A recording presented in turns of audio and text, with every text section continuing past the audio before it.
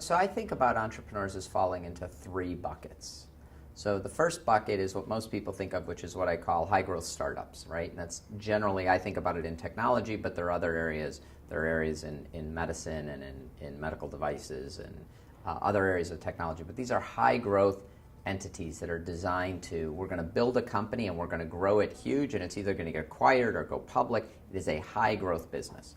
And that's what most people think of when they think of entrepreneurs. But there are other categories of entrepreneurs that are just as important.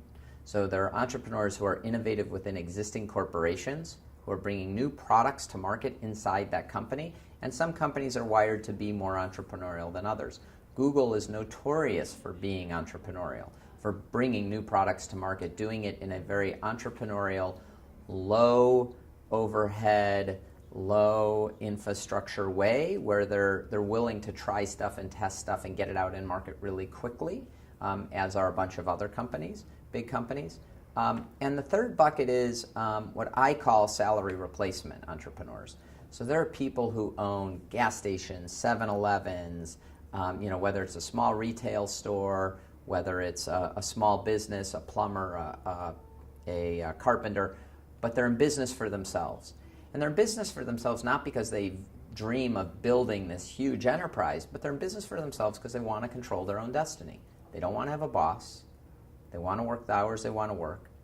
And it is a replacement for their going and getting a job. Instead of getting a job, they own the small business, they're doing really nicely, and they're in control of their own destiny. So those are the three ways that I think about entrepreneurs, the three buckets.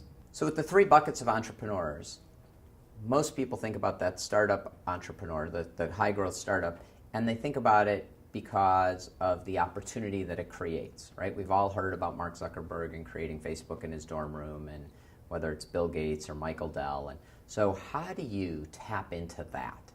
And very few people would want to invest in the guy who has the lifestyle or salary replacement business, invest in a carpenter or a single retail operation. Very few people would, there's no way to invest into the entrepreneur who's inside of corporate America creating a new product within a company. But you can invest in the high growth startup.